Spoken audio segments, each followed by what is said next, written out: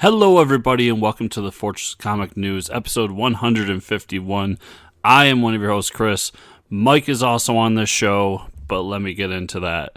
So, we had an amazing guest this week, Travis Gibb of Broke Down and Two Dead Bodies, Kickstarter, live right now. We recorded with him, we recorded a show, and my audio didn't turn out. So, the entire episode had to be scrapped, and I was able to salvage a majority of the interview. So basically, the interview for the most part is Mike and Travis chatting, talking about the book, talking about comics, and doing a bunch of other stuff. Towards the end, you're going to notice some pauses. Those pauses are when I talk, and I don't want to cut out too much of what Travis is talking about because I think he has some really cool insight into the world of comics, writing comics, and just what's going on in the landscape today. It's really upsetting that this happened to this episode because it was such an awesome interview. So I apologize to everybody out there. It was a computer error that caused this. I'm not quite sure how it happened. I re-recorded a few things after it, and it worked just fine. So it was probably just dumb podcasting luck. But we still have a majority of that interview. There won't be a really clear outro because I do the outro and you can't hear my audio. So he's going to talk for a little bit. Like I said, there's going to be some weird pauses, but I really wanted to get you guys an episode this week, and I wanted his story and his insights to get out there because Travis is an awesome dude, and he was just a great hang. We literally sat here and talked for about an hour for the interview and then hung out afterwards for another 30, 45 minutes, just talking comics and podcasting and making comics and like everything. And behind the curtain, that doesn't happen too often. We have made friends with a few people through the show, and that's cool when that happens. But 99% of the interviews are pretty in and out. They come in, they talk to us, we say thank you, tell them the whole spiel, and then they take off into the night. And nothing against those people. They usually end up helping us by sharing the show and things like that. But it's just, I just want to reiterate how rare it is for us to sit and talk to somebody for that long and almost see the seed of a friendship grow through that. So everybody, make sure you check out Broke Down Two Dead Bodies. All of the links for that are in the description down below. So check that out. It's a cool book. If you like crime, almost noir, but not really noir comics, think Bendis' independent stuff or Brubaker. You'll love this book. And I hope you all enjoy the interview. And I will be back next week with a solo show. With another great guest, and I promise you that one will not end up like this one. So everybody, I want to remind you, FortressComicNews.com. That's where you can find everything we do. You can find me at Fortress Chris on Twitter, and you can find Mike at Fortress Ricker on Twitter. And if you are enjoying the show, you know the spiel. 5 stars on iTunes or any other podcatcher you get. Make sure if you're watching us on YouTube to like, subscribe, and share. And if you want to go that extra mile, the patreon.com/FortressComicNews. And thank you all for listening and enjoy the interview. Hey, Travis, welcome to the show, man. Talk about your Kickstarter, Broke Down to Four Dead Bodies, but we usually get into the origin story of people, their love for comics, if they read comics at an early age. So let's just jump into that. How early of an age were you into comics? Were you always wanted to write one, or you just read comics? How did it start for you? Yeah, I've never read a comic. I'm hoping to one day. Oh, okay. I'm really excited. No. That'd be awesome. Never read a comic. Yeah, Perfect. I never read a comic. I just said I'd write them because, I've read it since I was 12. Hmm. I'm from Rochester, New Hampshire, which is right outside of Dover, New Hampshire, which is where the Ninja Turtles are from. Hmm. So it's kind of inbred in our system over there. Growing up, I'm 40 years old, so I saw Kevin Eastman, Peter Lard at signings in stores. So for me, like writing comics was like the best job I could possibly get if I ever got it. Hmm. So yeah, I've been reading comics my whole life. I'm a huge Marvel guy. Love the X-Men. Love Spider-Man. Literally since 12 years old, I have every issue of Amazing Spider-Man and X-Men full runs. I spend about $50 in comics a week. And that's with a 70% discount. So if you can imagine the stack, I know that I don't think it's a camera thing, but that was my stack this week. Oh wow! Awesome. That's 2 weeks. That's an exaggeration. That's 2 weeks, but yeah, I love comics. I love everything about it. I live and breathe. I came to Florida to be a filmmaker, and when I got here, I ended up having a baby. And decided that I'd break into comics for a little bit. That was really good, but it ended up being really time consuming. So I took a break to be a dad, and then I came right back in to come back in comics in like 2017. I've been back, and I've been doing some work since then. Awesome. So, what'd you come back with in 2017? So in 2017, I came back with Broke Down and Four Dead Bodies. That's my that's my series. So that book was actually started in 2007. Oh, wow. Okay. In 2007, we came out with 2 issues. And in 2007, it was a different environment. You didn't have Kickstarter. You had to buy all your stuff. You had to go basically do 2 issues, submit it to Image, and hopefully they pick it up. And then you had to print those copies. So it's not just that you submitted to Image. You then had to print 1,000 copies of that to have in stock for Diamond. That's assuming you got picked. So it was a lot of work. And then Image specifically said on their website that if you want to submit to them, you have to have all 4 issues done, all whatever miniseries you have done, all by the original art team. So my artist stepped away because he had a kid. So I was like, damn. All right. So he stepped away. I ignored it, threw it in a box, got mad, got pissed off because I couldn't finish it. Finally got married, and my wife was just like, so you have 2 issues of a comic book completed and you've never done anything with it. I was like, yeah. And you paid for the art. Yeah, yeah. And I showed her pages and pages of art. And she's like, that is retarded. She was right. So I spent half a year figuring out how to kickstart it, figuring out taking those 2 issues, making one really, really good issue. That's why the first issue is 30 pages, because it's the best 30 pages of the 224 pages put together. And we came up, Broke Down, and Four Dead Bodies #1. Awesome. I got to say though, the fact that you sat down with a woman and she let you go through with like all your comic book art and talk about comics. It's you were very smart for marrying her. So my wife is dope. She has full Batman tattoos on one of her side. All the Batman villains. We're going to get a Wonder Woman tattoo in March for her. My wife is dope. That's awesome. So now you have a great support system there. So yeah, let's talk about that. So now, do you think it's easier nowadays that we have Kickstarter and stuff to try to support these projects, or? So it's easier and harder at the same time. So it's easier to get the cost of entry, right? Because you can convince someone to draw 5 pages for you, put up a Kickstarter, get it done, and then hopefully it funds and get to where it does. So you don't so it's easier. The negative is you've got a lot of people using that easy system that don't realize how hard making a comic really is. So they'll come out and they'll never finish. They'll tarnish Kickstarter's name. They'll tarnish people's opinions about Kickstarter. They also aren't serious about it because it was so easy to enter.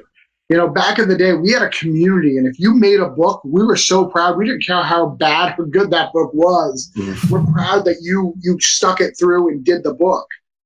Where nowadays it's just not like that. They don't have the same etiquette as they did back then. So on that aspect, it's negative. But on the positive is there's great communities now that you can really feel like you're not alone, right? If Kickstarter's not funding, or if you want some feedback on your work, like you can get that instantaneous. You don't have to go to these rare message boards and find the low end of it. Back in the day, there was one comic. There was Newsarama, where you'd go to. That's always been around. And then there was a website called Digital Webbing. And Digital Webbing is where you found all your art teams, and you kind of went there, and that's where you'd find everything. So, I mean, let's jump into it. What is Broke Down 4 Dead Bodies? What is that? Let's give us the plot synopsis. Where did the story come from? So it's two guys break down on the side of the road. Mm-hmm. They hate each other. They've murdered 4 people due to a bad job, and they've got everyone after them, from a Mexican gang to a biker gang to regular mobsters to the police department. All of them, and they friggin' hate each other. Lots of guns, lots of violence, lots of F words. Awesome. Sold. I bought 2 issues already. Right. Awesome. So these 4 issues they're stuck on the side of the road. We're just going to see where they go from there. Kind of. Yeah. They progress a little bit. Issue 3 is when we get to issue 3, which is what we have live on Kickstarter right now. Yep. They finally got the car disposed of. But now everybody is getting closer to being on their tracks and on their tails. Some of the characters catch up to them, and we find that there's a mystery with this case that they have, and they're trying to figure out why this case is so important, why it's causing this big turf war in this area. I really wanted to write a Quentin Tarantino movie because he started writing cowboy movies and didn't care about us crime guys anymore. Guy Ritchie just came back to crime, but he was doing Aladdin, Sherlock Holmes. It really got dark in the crime genre, so someone had to take up the realm. So I was happy to go back in that. Awesome. I really like the retro wave style art too on the covers. That 80s style. Yeah, I tried to get the guy. I didn't want to write a noir book and be completely dark. I didn't want the dark shading. So I've got this guy who's got kind of an anime/American style. He's got a very unique style that's not really seen everywhere, which I really dig about him. We tried to get the Miami Vice 70s vibe, and really that's just the artist not understanding America, which I find hilarious. That's great. Kind of works and kind of gives it this weird out of time feel to it. I like that because I don't ever say the date of these things. Obviously you can guess a little bit by phone technology and things like that, but I don't ever say when this takes place. Awesome. Yeah, so let's talk about the Kickstarter. So what kind of things are we offering when you pledge? Garbage, just garbage. Yeah. Really, don't back it. No. Well, I mean, we could go through. I mean, some people, you never know. Some people might pay extra for garbage. Who knows? But I like that you're offering the other issues as well, like everything that came before it. Yeah. So we've got all the digital content. So from $3 to $16, you can get a digital package, and those digital packages range from just issue 3 to 1, 2, and 3 to other works that I've done, like The Advocator, which I've done a couple projects in. Some of my other writings are all kind of mixed in there together, so you can do as much as you want on the digital side. On physical, again, you can catch up. So we've got 1, 2, and 3s in there, but then we've got the various cover options. So for issue 3 specifically, I have the main cover, which is an awesome cover. Issue 2, which is, the second cover is cover B, which is a homage cover to 100 Bullets. So if you're a crime person, you know what 100 Bullets is. This is the first trade, a homage to the Dave Johnson cover, the blue cover with the shadow. Great cover. It's doing really well. People love it. And then I do something special for my Kickstarters called the Artist Edition. What that is, it's a sketch cover style page, but it actually has a printed picture on it. But they're spot to leave, to draw an extra sketch. They're 1 to 200. They're 200 minimum order is what we get. Walter Otsley does it. He did Metal Shark Bro and a whole bunch of stuff like that. Really good guy in the indie scene. So that's the major of just the books. I also have, if you want to be a character in the book, you can get that. We just sold the bar. You can't name the bar anymore, but there's a couple character options. So we've got all sorts of options for you. Original art, if you want some original art from the book. So there's a whole bunch of options. The other thing is cool about it is if you're hearing this podcast and you just want to read it, the first issue, I have the digital copy right there on the Kickstarter. You can click on it and read it. I want you to know what you're buying, and if you like it, buy it. That's really cool. Yeah. That's like the first time I've seen that. That's a really cool option that you did that. Yeah, a lot of people like protect. They're so worried that someone's going to steal their stuff. Mm. I want you to read my stuff. If you care enough about it to steal it, I'm proud. Right? You know? That's one way to go with the digital age and like people pirating everything. Well, if they're interested in it, why not? Right? Seriously. I mean, I was halfway funded day one because I have a fan base who really, really digs this property. I'm well known for my dialogue. People love my dialogue, and issue 3 is really my best comic I've written. I've written a lot of comics, but issue 3 is really the best written comic. It has a lot of things that I love. I try to throw homages to old comic storylines. So, are you guys Marvel or DC? I'm DC. He's Marvel. DC Marvel. All right.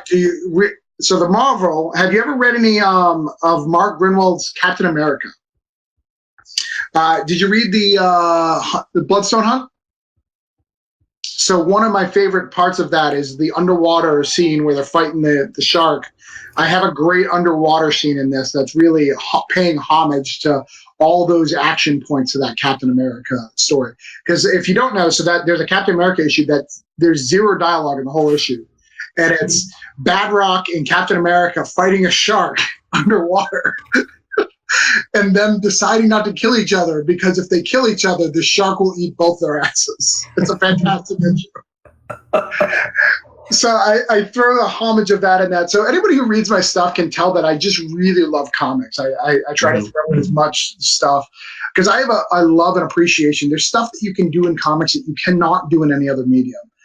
I get to dictate exactly how much information you get. An actor who knows what scene's coming out, they may give something away, whether they mean to or not, because of the way they acted, the way they did stuff. I decide exactly the facial expressions, and it's perfect every time because I made that decision. And that's such a unique perspective that we have with comics. If I don't tell you that he's the bad guy, you don't know he's the bad guy until he does bad shit, Mm-hmm. So. Yeah, that's interesting. Yeah, so Broke Down is a semi-ongoing series. It's a 12-issue arc that I have. It's broken down into small series. So Broke Down in 4 Dead Bodies is a 4-issue arc, and it's labeled Broke Down in 4 Dead Bodies. The next one after it is called Broke Down and Tapped Out, which is a one-shot. It's a wrestling one-shot. Then Broke Down and Patched In, which is a 2-part, which is a punk rock story and a biker story. They're all tied into the same universe using the Broke Down tag. And then I'm going to use like legacy numbers to do it. But yes, this 4-issue miniseries kind of wraps up the 4 Dead Bodies storyline.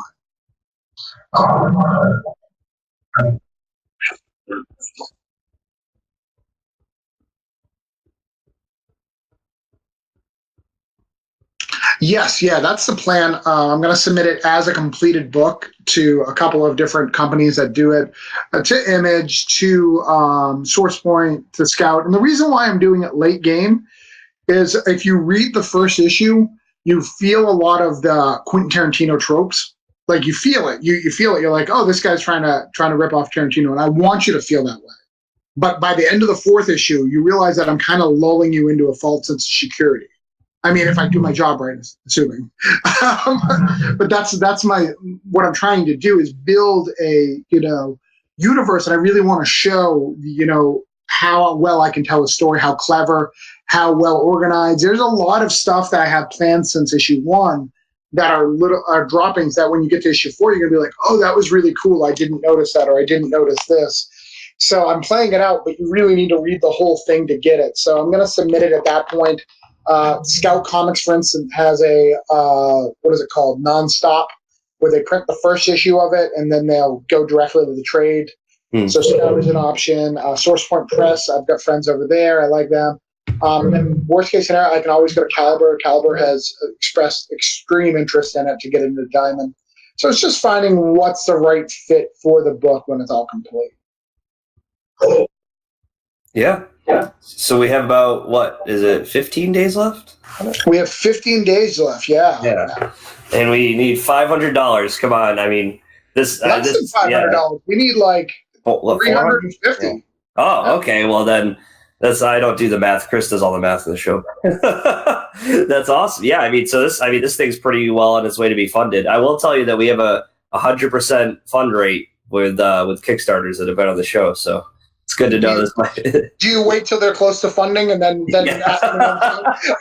Look, we can't give away our secrets while we're recording. We'll talk about it later.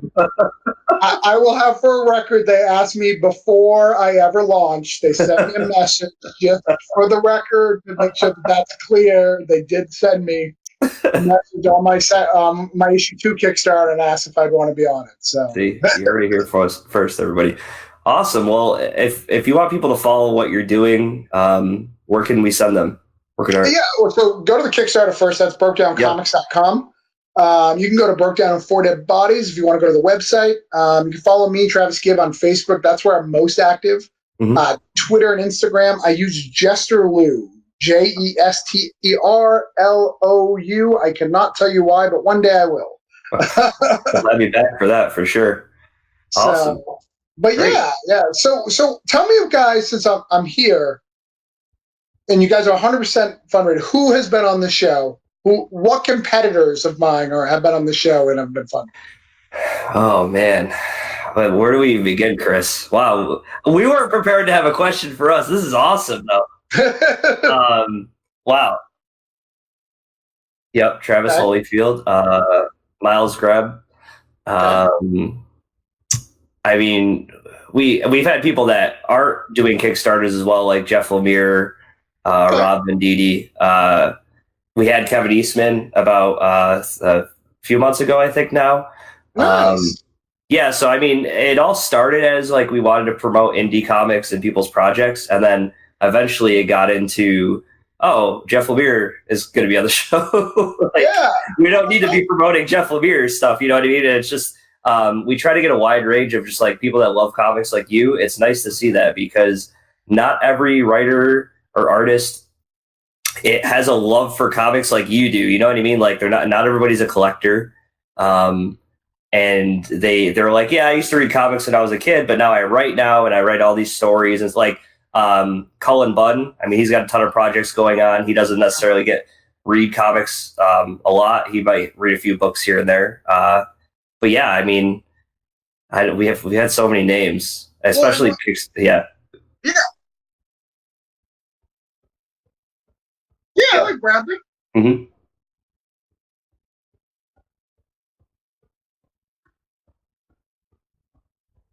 Stephanie, what was he just left Antarctic Press and he's going half his books under Caliber, and then he's got some other stuff going on. Bradley's golden. He knows what's going on. He's an up and comer. Mm-hmm. And Mike, you're right. The people who don't read comics make me mad. Can we talk about that for a minute? Yeah, let's talk about it. You read comics in the 90s, and then you're going to tell me how to write comics and wonder why there's no fan base. Yeah, because they went away. Right. Mm-hmm. And it's not because the comics were bad. It's because they went away. They grew up. So should you, and learn how to write a comic now. Pick a Jason Aaron book or a Jeff Johns book. Yeah. Throw it to your Todd McFarlane Amazing Spider-Man. I'm not saying that it was bad. I'm just saying there's a hell of a lot more complexity in a comic today. Right. I have to look up words when I read Grant Morrison. Right. Yeah, I know.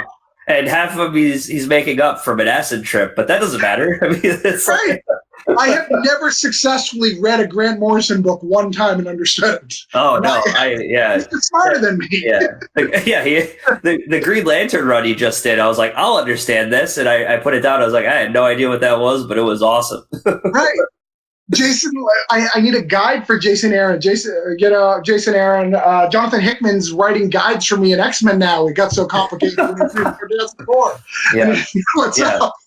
Yeah, and it's exactly that, and you even see that in comic shops now too. Like Chris and I actually, our origin stories, we met in a comic shop, but it wasn't one of those old musty comic shops, right, Chris? It's like it's a comic shop that's promoting new stuff, right? And because you get some comic shop owners that just have their collection out on the floor, and they're like, no, I don't read any of that new Green Lantern crap, like that new 52 Jeff Johns Green Lantern. I don't need that. It's like, well, you should be reading it because it was one of the best runs ever.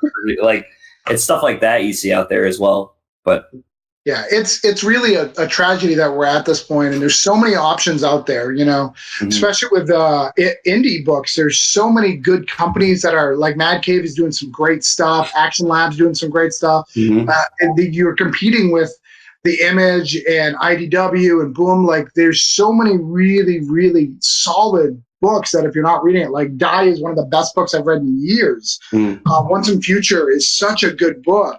And it's sad that we're reading these things, and then there's people who are spouting on their Kickstarters. And again, I'm calling you out, guys. If you're hearing this, I'm calling you out. Spouting that there's nothing like that on the shelf. You're a liar. There's stuff on the shelf that's probably better than what you're writing. All right. And that's why when I write my book, like, it is straight crime. And I say that just because. Even 100 Bullets, I love 100 Bullets, but there's this whole supernatural aspect of where the 100 Bullets come from, and then the secret order, blah, blah, blah. It gets so sort of stuff. It's none of that. It's like Dave LePan's old Stray Bullets, just guys doing effed up shit, but things happen. Yeah. Of course, yes. Yeah. Yeah, he does. Yeah, absolutely. Killer Sorry, Be Killed. I had to go on a rant there. No, but speaking of crime noir, Killer Be Killed is like one of the. And I don't really read a lot of stuff like that, but Killer Be Killed is just enough supernatural to where it's like, I mean, it's crime and like vigilante style, but it's like that story's been done before. But there's something about the way Ed writes it that it's like, it makes me interested in this. Like, here's a guy that's like pretty much given up on life and does all this other stuff, but. Yeah, there's an abundance of all that out there. Like, what you have a poll list, obviously. What are your top few books that you're reading right now? So anything Donny Cates. Donny Cates is just killing the world. That's funny. We pretty much worship him on the podcast. Yeah, I mean, there's when he writes, he not only does he write things, it's super basic and it's something you should have thought of before and you didn't, and it pisses you off, right? Yeah, of course Venom's symbol looks like a dragon. Of course Thor should be a herald of Galactus. Yes. Right. Yeah. I don't understand why I didn't think of this. Yeah, right. He's only like the end of Guardians was the only thing that I have not liked about him. I didn't like the ending of Guardians. I thought it was a little weak, but it wasn't bad.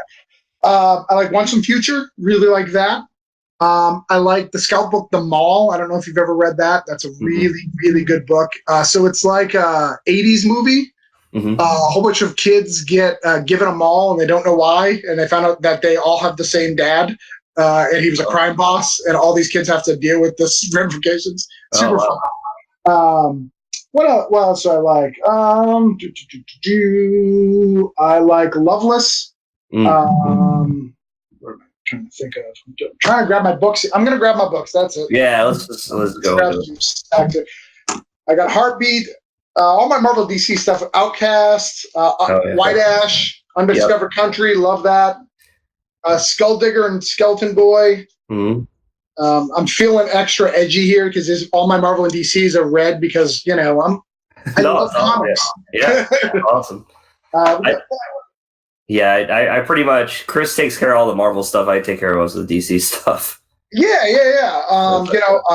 I'm loving the new Nightwing. I didn't like it. I'm loving it, the changes. Justice League is starting to grow on me. I love Batman's Tom King at the ending of the Tom King run. That was a great story.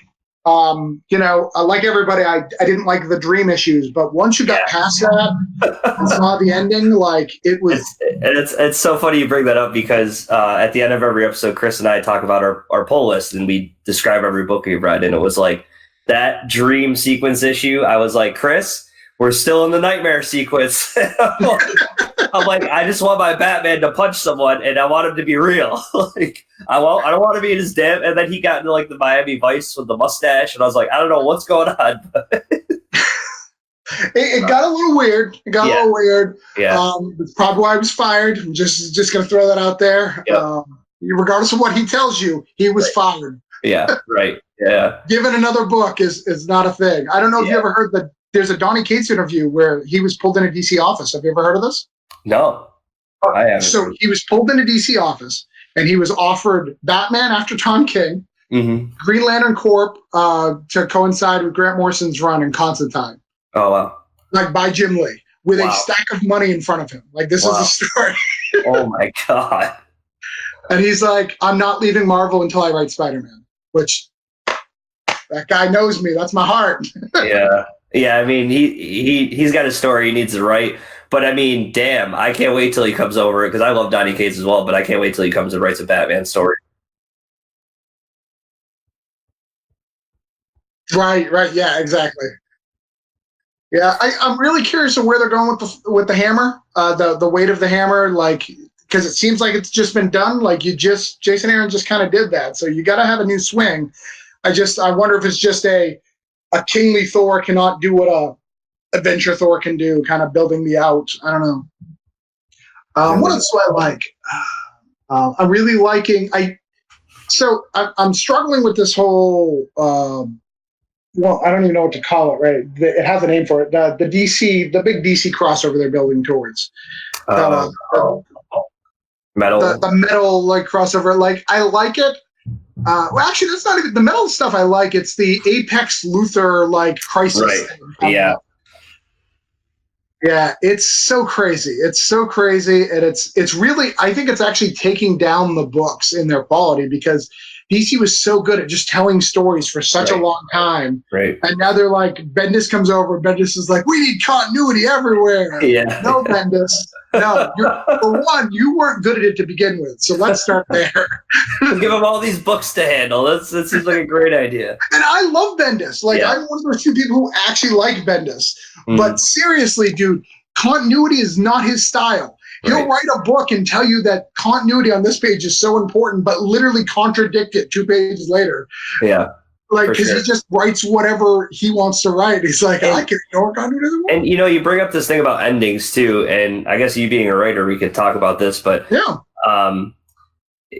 I've noticed with Justice League, too, and like you talked about the end of Guardians with Donny Cates, like, you get such an epic storyline. Like, you get Justice League meeting up with JSA. Yeah. You get all the storylines across the Guardians stuff, the Silver Surfer, and the Thanos prelude, all that stuff. But then, like, the ending kind of falls short, and it's almost like they didn't plan ahead for that, or that was the ending in their head, and it just, like, because everything else was so epic, it's like, this just, I don't know, it's like, this is how we're going to wrap things up. Yeah. I don't know. Yeah, but some people do it right. So for Donny Cates, I really feel that the Guardians ending was literally, I get to write Thor now. I don't give a shit about this. All right, there it is. There it is. Yep. That's what I feel about for the Guardians. And I feel like, really, do we need to bring Drax? You just killed Drax. Do you need to bring it back? Like, there was no point for that. But Secret Wars, the latest Secret Wars was really, really good. That ending, for a Marvel fan, there's people who hate Secret Wars, and I'm really confused because they need to read more freaking comics. Because Secret Wars was everything the Marvel ever wanted to do, all put together in such a beautiful masterpiece. Every book that I thought wasn't going to be valuable was so valuable and so important to the story. Getting the essence and putting it all together was so good. Doomsday Clock is amazing, amazing story. Yes, it is. How awesome is Superman? I get it. But it was really well put together.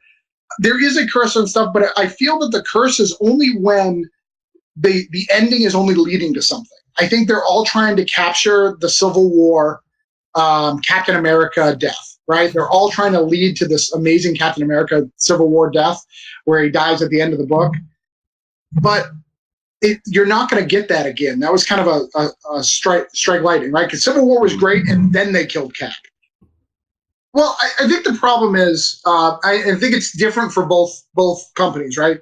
So Marvel went so extreme that Comicsgate arose and caused all sorts of crazy stuff because they switched all the characters up at the same time. Right. We had Woman Thor, we had Black Cap, we had all these crazy shenanigans over there, and now they've switched it back the other way and trying to figure out what to do with these characters. So Marvel's afraid to do anything these days. I think Marvel is actually a kind of a cowardly approach. DC did it so well back in the 90s. Like when Connor Hawke was Green Arrow and you had Barry Allen as the Flash, not Barry Allen, Wally West as the Flash. You had all these different characters. You didn't care because the core of Batman and Superman were there, and then We had different Robins. They kind of built it and allowed you to kind of adjust and give you a new one slowly, and gave these other characters purpose, right? We had Ollie being the Shadow, Shade, or whatever it's called. Yep. Shade? No, it's not Shade. It's not Shade. Shade is the guy from Sandman. Right. Not Shadow. No, I don't. Whatever the guy is. Yeah. Spectre. No, you're right. Spectre. No, Spectre. Yeah, Spectre. Yeah. So you've got all these things. So we're building in this flow that comics can't exist without change. That's kind of what it is. But at what cost? And we're struggling with finding that, and we're not giving the writers a huge run, right? If you're for Marvel, if you're not Jason Aaron, Dan Slott, or Donny Cates, you're only 4 issues at a time. You're only paid 4 issues at a time. It doesn't matter what you're writing. Yep.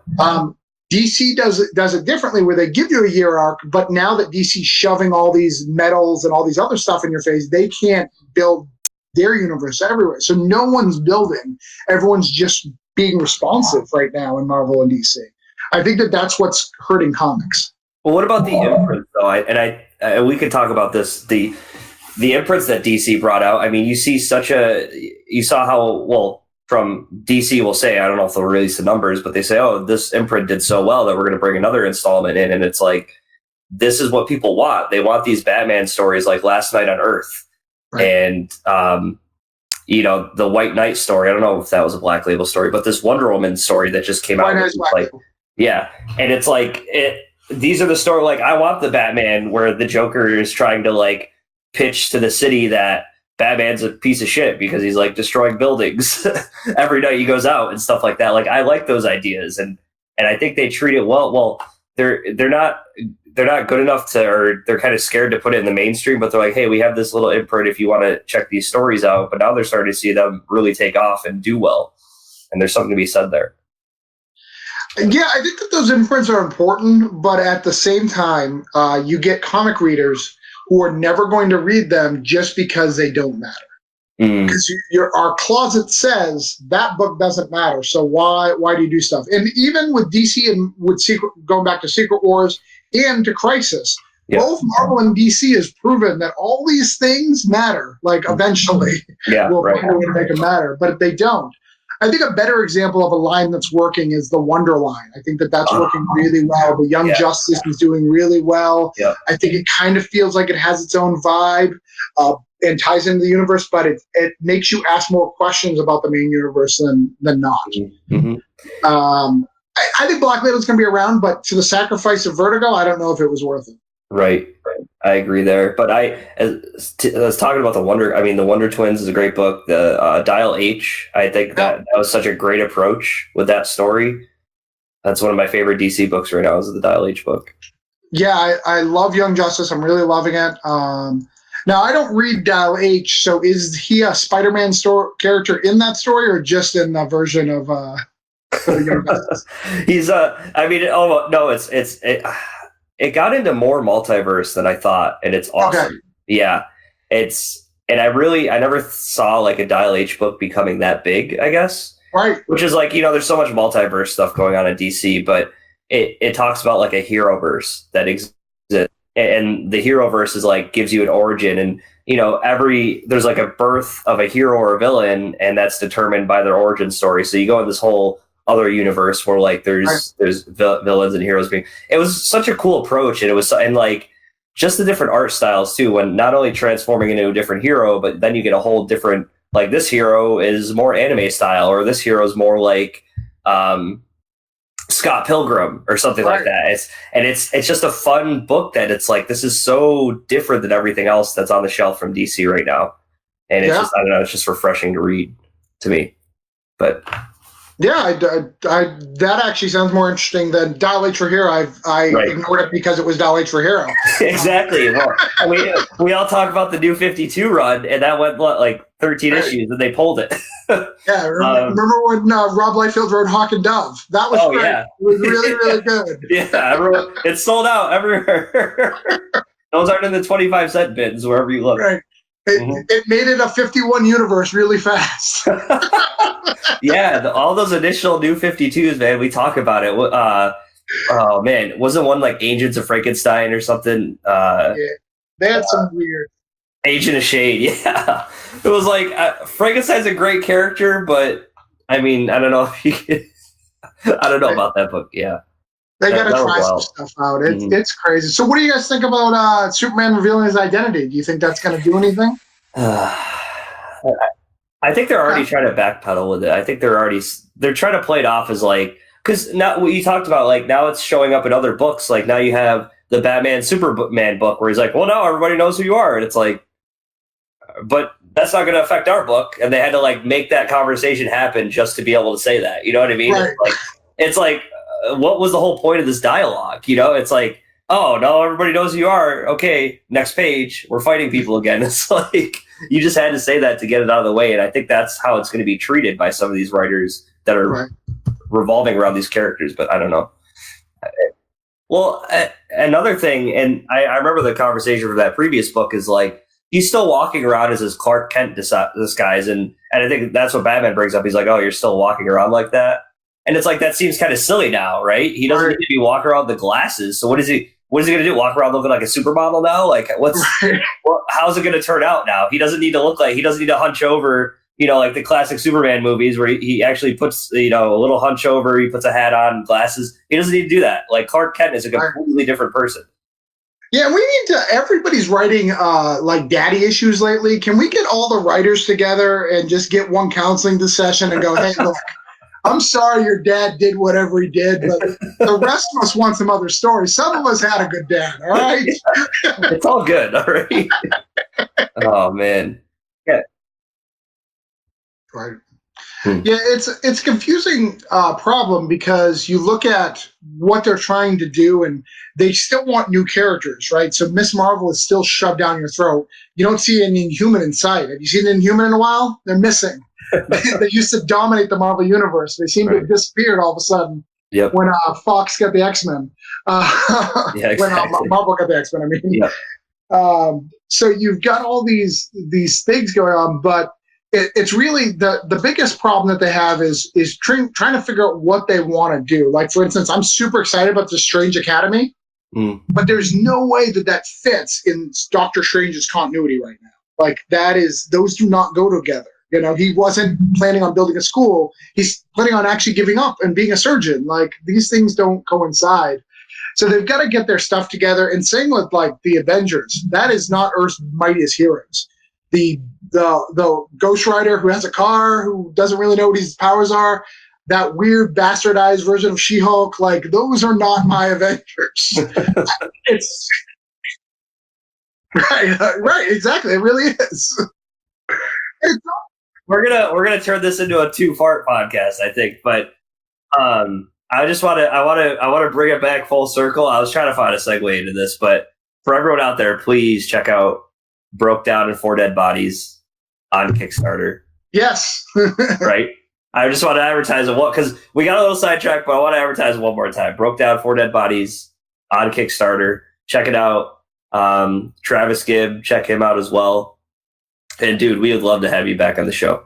Yeah, thanks. As you guys can tell, if anybody's listening to your show, if you love comics, you'll read someone who loves comics and learn how to write comics from reading comics. Right. And you can tell the way I do panelize it, and it's when people read my books, they're like, wow, there's something very familiar about it. I've ripped off people for years. It's not just, there's a certain style of doing it that I've really mastered. I think I've mastered. And issue 3 is really the cusp of that and showing, you know, who I am as a writer, what I'm trying to do. I'm really proud of it. I'm super stoked. I've got tons of really cool stuff coming out this year. Yeah. But this issue is what I'm proud of, most proud of. Okay.